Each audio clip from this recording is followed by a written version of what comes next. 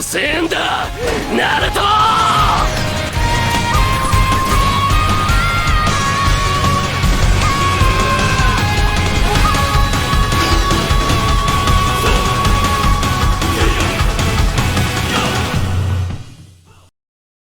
So the other day I came across this video, smartest characters in Naruto.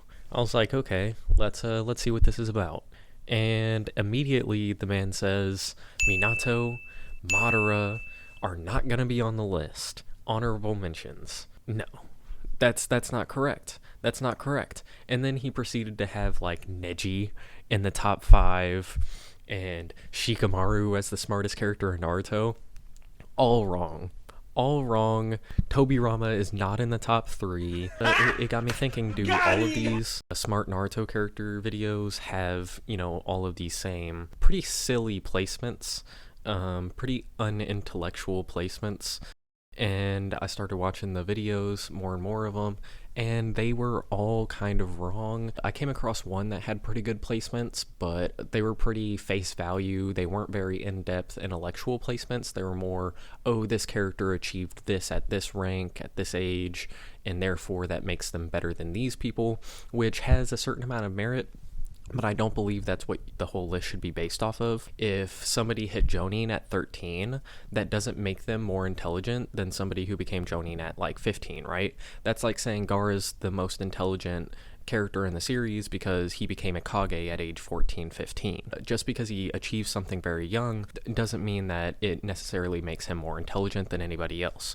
Yes, to hit Jonin at 13, you do have to have a certain level of intelligence, higher than the average person, but that doesn't mean that there isn't a lot of standout, phenomenal, intellectual characters in Naruto that have had shown feats in the series that show that they're more intellectual. So when I was going through the different characters and I was trying to understand who I thought had better feats of intelligence, it pretty much narrowed itself into a top 10 list. There's a few characters I could throw in there, but then there'd be like 11 or 12, and it makes a lot of sense to have this top 10 list in my opinion for what I've come up with. So let's go ahead and get through the honorable mentions. We got Jariah, of course. Naruto, because yes, Naruto is very intelligent. Look at his pain battle, or the Ten Tails Jinchuriki Obito fight. He has a lot of feats of intelligence. However, they pretty much all come in the form of some type of fight or battle. But anytime he's just chilling, talking to somebody, he immediately becomes an imbecile, and therefore he is not on the top 10. Same can be said about Obito. In the sense that anytime he was in the masked man Matara form, he was super smart, very intelligent, seemingly could do whatever he wanted, and as soon as he took off the mask, he dropped 50 IQ points. I've talked about this before in other videos. My opinion on Obito and my respect meter for him drops a lot after the reveal of him being Obito. And a similar reason why he's not on the top 10, along with somebody like Nagato, is because they're ruled by their emotions, they're easily deceived and manipulated, and therefore can't be on the top 10 most intelligent characters. My other honorable mentions go to Kabuto, Gara, and Neji. Neji specifically because he pretty much figured out all of these secret techniques of his clan by himself with nobody to help him out. Pretty much saw somebody do it most likely and then decided, okay, I'm gonna go do that. And he did it pretty well. Everybody considered him a genius, and he pretty much was. But compared to these other characters on our top 10, he just doesn't have enough feats of intelligence to break into it. Number 10 on the list, Sasori. And yeah, I was not expecting Sasori was going to be on this list when I ended up making it, but ultimately I decided that he's a lot smarter than a lot of characters. I mean, he has a lot of feats under his belt. He's pretty much the only character that uses poison on his weapons. He basically turned himself into RoboCop so that you pretty much can't hurt him. On top of that, he developed the puppet technique to where you could basically steal the Kekkei Genkai of anybody that, you turn into the puppet. Let's say hypothetically in that Lady Chiyo and Sakura fight, instead of one of the Kazekage, instead he had Nagato as his puppet. Imagine how strong he would be. He would be the strongest in the Akatsuki, excluding Obito. And that in and of itself shows how powerful and intellectual his jutsu is. It's hard to pull off, but he's one of the only characters in the series that could do something like that, other than characters who could use Edo Tensei, of course. And going back into turning himself into a puppet means that he's able to manipulate more puppets than the average person. The average person only has 10 fingers, so, 10 puppets at most. But this dude has pretty much an indefinite amount of strings. We've only seen him go up to 100 puppets, but that alone is fantastic. You could take down villages with that. He has taken down villages with that. What if all of those 100 puppets happen to be super high rank Jonin and like Kage and like super, strong characters through different generations that he ended up turning into the puppets, and now he just has an army of, super high tier ranked ninja from the past under his belt. That's totally something that they could have done in the series, but of course it is early Shippuden, and he is facing Sakura in his, big battle, so I understand why they wouldn't go that crazy with it, because he already was a very substantially strong character at that point in the series regardless. Number 9, Mr. Tobirama himself. Yes, I feel like a lot of people are probably going to be mad that he isn't higher on the list. However, my reasoning for that is because while he did do all of these great things, inventing all of these fantastic, amazing jutsu, everybody else in the series can use his jutsu that he made to better effect than he can. Look at Minato and the Flying Raijin, for example. Minato pretty much perfected the jutsu after Tobirama, and while he is better at using it than any other ninja in the series, excluding Minato, he still just straight up isn't as good at using it. And if he was smarter than Minato, he would have figured out all of the little tweaks and, tiny little things to make it better like Minato did. So that in and of itself shows that Minato is more intelligent than Tobirama, at least when it comes to this jutsu. But another thing that puts Minato ahead is just the fact that he didn't do anything super drastic that caused super big shifts in the village. For example, Tobirama set in all these great establishments in the village like the Anbu and the Ninja Academy, but he also did some things that pretty much led up to the Uchiha massacre, basically putting in place things such as the ninja police force, while simultaneously driving Matara out of the village indirectly. All of these things pretty much led to a downward spiral for the Uchiha, which would have very negative impacts and implications later on in the series and in the world. On top of that, he created the Edo Tensei, which we've seen kill hundreds, if not thousands, of ninjas throughout the world, purely because the wrong person got their hands on the jutsu. So, because of all those reasons, Tobirama can't go any higher than this, in my opinion. Number 8, Black Zetsu. That's right, Black Zetsu. It's the same Black Zetsu that created the Uchiha Stone Tablet, that infiltrated the Akatsuki as a spy for years, that manipulated Matara into reviving Kaguya, and the same Black Zetsu that managed to prevent Obito from reviving all of the ninja in the Shinobi World War, instead reviving Matara. Number 7, Kakashi. And I know, people will probably be upset with this placement, and that's fine because I am too, okay? Kakashi is probably my second favorite character in the series, and yes, while he is very intelligent, a lot of what he's there for is just exposition, really. Of course, he has great feats of analyzing jutsu really fast and coming up with new and adept plans to defeat these people in very short periods of time. Look at his fight against Pain. This is the same dude that learned the Rasengan and created the Raikiri, the same dude that was Hokage during a technological boom, the same guy who came up with Naruto's shadow clone training. And while all of this is very impressive, very intellectual, he's like I said, used for exposition. He's always the guy that's explaining the gates, or Akeke Genkai, or the world building, or the power system in general. But the thing is, he's not always consistent. Look at his first fight against Zabuza. He pretty much almost immediately gets captured. Look at the Chunin exams when he was trying to help Sasuke defeat the curse mark, and he challenged Orochimaru, who we clearly understood would kill him. Even he himself admits afterwards that he was foolish and could have died. So a trend for a lot of these characters on this list is going to be their emotions getting in the way of their ranking, and while I love the guy, he's only number 7. Number 6, Shikamaru. For all the normies out there, it's probably going to be the most controversial take on this top 10. However, for the intellectuals, y'all probably understand that this is a pretty decent placing. I mean, the guy never loses in shogi. He killed an immortal man, Hidan. He has an IQ of over 200. He's a master strategist. Look at his plan he immediately came up with, the Sasuke retrieval arc. Look at his fight against Tamari, or the Sound 4 lady, or even Asuma in the 4th Great Ninja War. Shikamaru's always, talked up a lot as the smartest character, and he has a lot of feats in battle, right?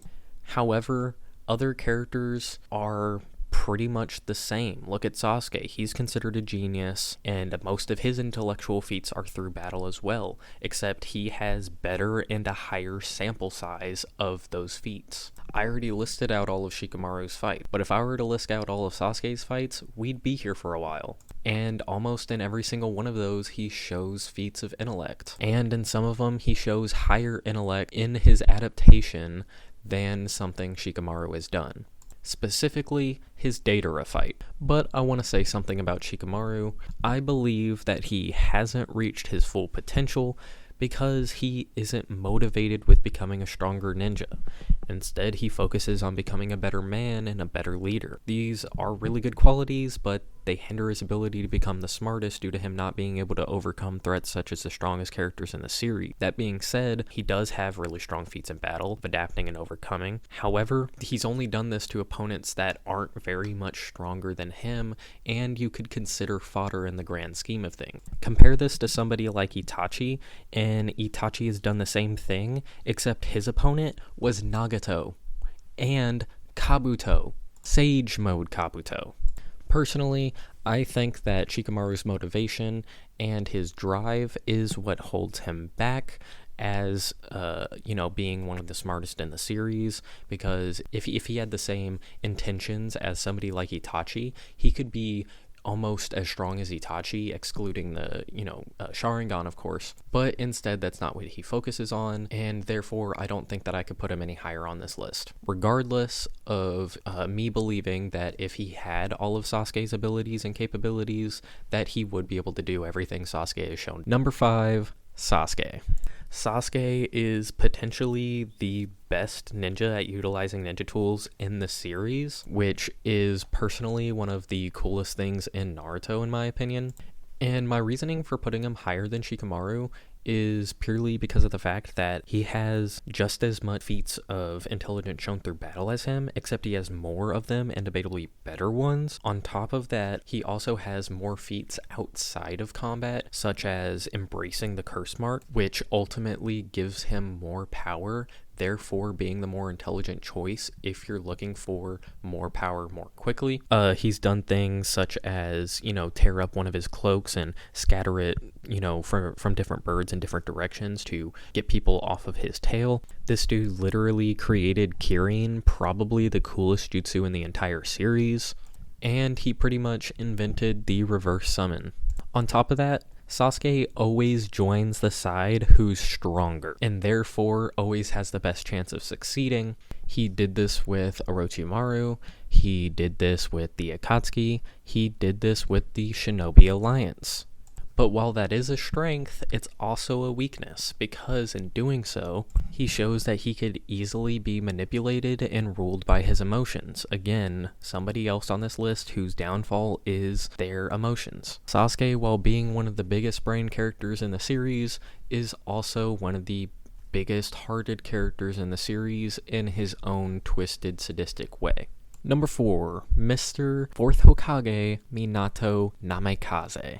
Minato is pretty much everything you need in a character who has high intelligence. He redirected all the Biju bombs sent from Kurama onto the Leaf Village. He analyzed and beat the most busted jutsu in the verse after only a few moments of combat.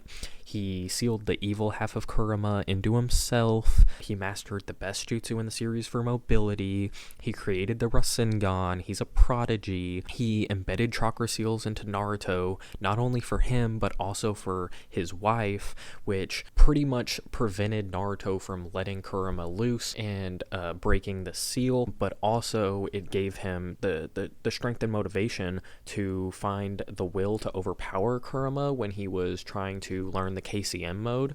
And so there's pretty much nothing bad to say about Minato except for one thing. One tiny little thing called Sage Mode. Yes, that's right. Minato is only number 4 purely and solely based off the fact that he did not use Sage Mode when defending the village against Kurama and Obito. Let's say hypothetically that Minato ended up using Sage Mode and managed to, say, teleport the Biju away into a remote location away from the village. Then he teleports back and Obito's gone, right? Whatever. He still has that information of knowing that it was most likely a survivor of the Third Great Ninja War and less likely Matara Uchiha.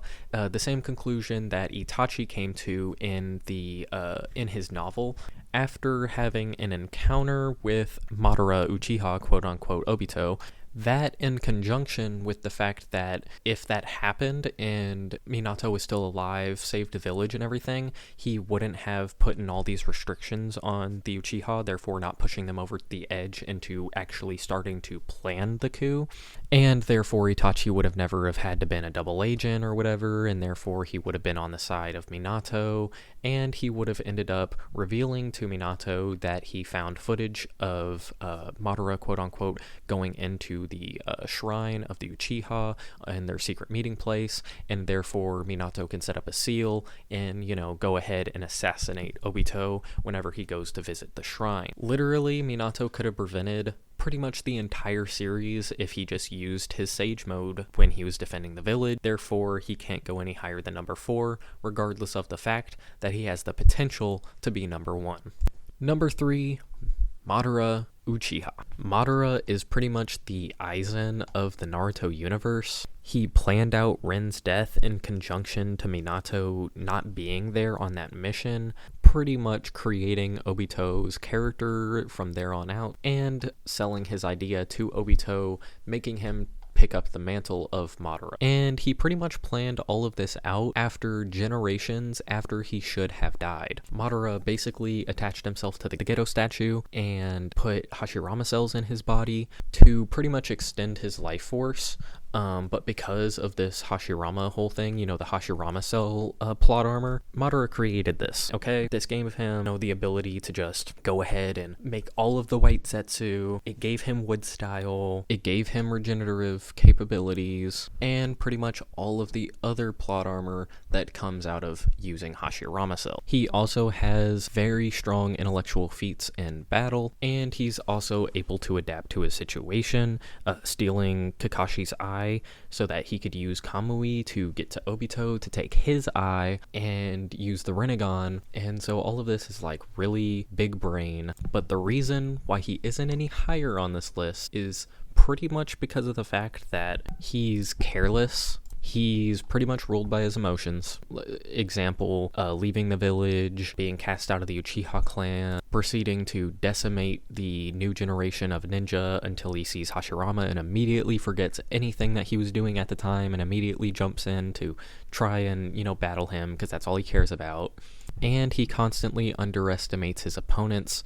Look at the 5 Kage battle. If Madara didn't know Edo Tensei, then he wouldn't have been able to revive himself and therefore would have lost to the 5 Kage. On top of this, whenever he was revived by Black Zetsu / Obito, he, like I said, he was careless. He went ahead and got his arm chopped off and had to use a Zetsu to reattach his arm. But hypothetically, all of these things just make him not as, focused and not as on his shit as somebody like Itachi, and therefore I don't think could be placed higher than Itachi. Also, he kind of got manipulated by Zetsu and kind of got stabbed in the back by Zetsu and killed, even though Zetsu literally has the power level of the Chunin exams moderator. But, whatever. Madara is also, super big brain too. So number 3 on the list. Good for him. Number 2, Itachi. My favorite character in the series, and from all the praise I've been giving him, comparing him to different characters on this list, I felt like at this point, after the Madara number 3 placement, I felt like most of y'all probably thought Itachi was going to be number 1, and I really wanted him to be, but I just couldn't. And my biggest reasoning behind that isn't because he has anything that stands out that makes me not want to put him as the highest. It's not because he has some flaw that holds him back. It's purely just because of the fact that I don't think he has as much or as strong of reasonings for being number 1 as our number 1 placement, but we'll get to that when we get to it. So let's just talk about, the pluses, why Itachi made it so high on this list. For starters, he prevented a whole war. He also saved thousands of lives.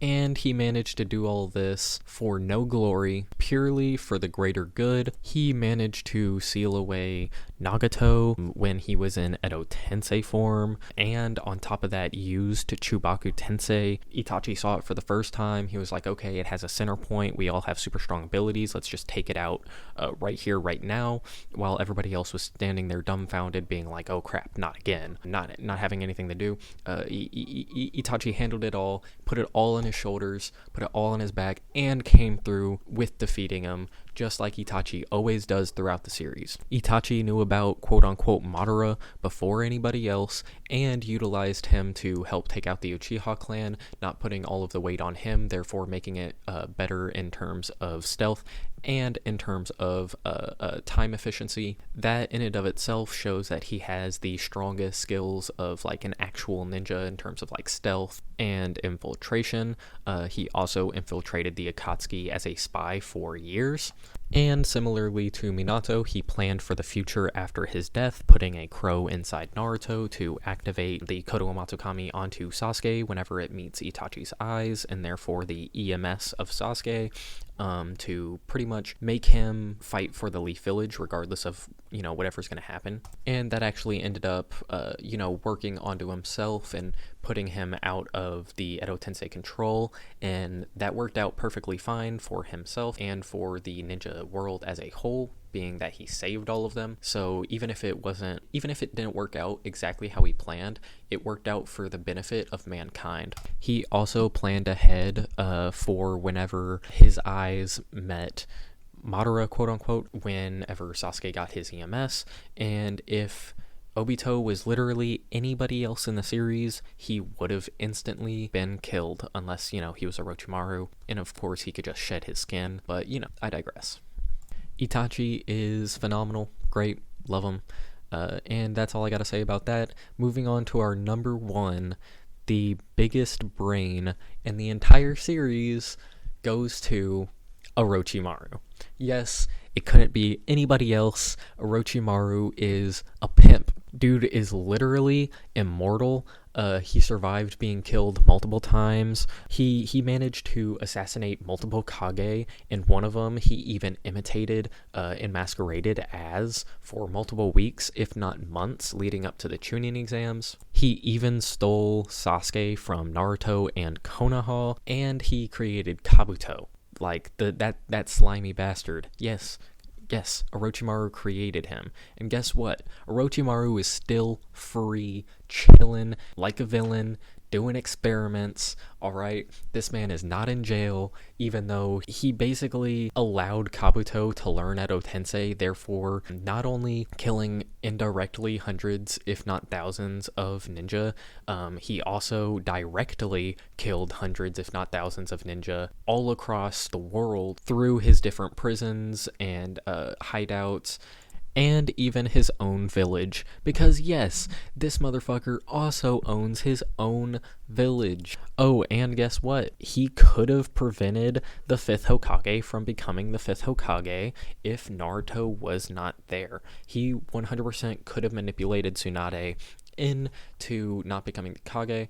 Also, he created the curse mark, which is one of the best power-ups in the whole series, probably one of the coolest, but also can turn any average ninja into a Jonin, if not higher. And he could take the Kekkei Genkai of anybody that he takes the body of. So he's basically Sasori, except better. And if you aren't sold on him yet, this dude created cloning technology, okay? Name one other person who could clone some. And I'm not talking about shadow clones. I'm talking about physical manifestation. This dude can have babies of his own because he is a clone, a real person. And all of this is just phenomenal. Orochimaru is clearly the smartest in the series. Dude's running free right now, regardless of everything he did in part 1 and in part 2. And I don't think anybody could pull off what Orochimaru pulled off. So I have to say he is the smartest in the series. And that's the bottom line, because Stone Cold said so.